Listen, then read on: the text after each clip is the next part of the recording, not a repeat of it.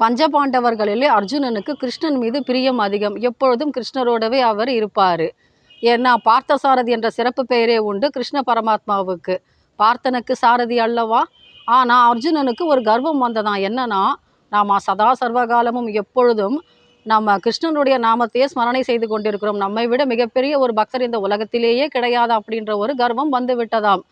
இந்த கர்வத்தை புரிந்து கொண்ட கிருஷ்ண பரமாத்மா என்ன செய்கிறாரு?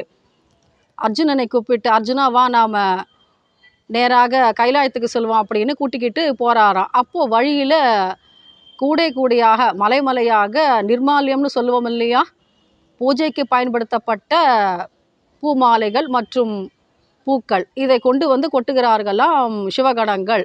அப்போ அர்ஜுனன் கேட்கிறானாம், கிருஷ்ணா இது யார் செய்த பூஜையினுடைய நிர்மால்யம் அப்படின்னு கேட்கும் பொழுது கிருஷ்ணர் சொல்றாராம், உனக்கு தெரியாதா இது பீமன் செய்த பூஜையினுடைய நிர்மால்ய பூக்கள் அப்படின்னு சொல்லும் பொழுது அர்ஜுனனுக்கு ஒரு சந்தேகம் வந்து விடுகிறதாம். என்னன்னா, என்னுடைய அண்ணா பூஜை செய்து நான் பார்த்ததே கிடையாது அப்படின்னு சொல்லும் பொழுது கிருஷ்ணர் சொல்றாராம், இது மானச பூஜையினுடைய பலன் அப்படின்னு. ஏன்னா அவர் என்ன பண்ணுறாரு, பீமன் ஏதாவது ஒரு சமுத்திரத்திலேயோ அல்லது ஒரு கடற்கரையிலோ அல்லது ஒரு எங்கேயாவது ஒரு பூங்காலையோ பார்த்தாங்கன்னு வச்சுக்கோங்க, ஒரு நல்ல பூக்களை எல்லாம் கொத்து கொத்தாக அதையெல்லாம் பார்க்கும்பொழுது என்ன சொல்லுவாராம், இது அத்தனையும் சிவனுக்கே அர்ப்பணம் அப்படின்னு சொல்லி விடுவாராம்.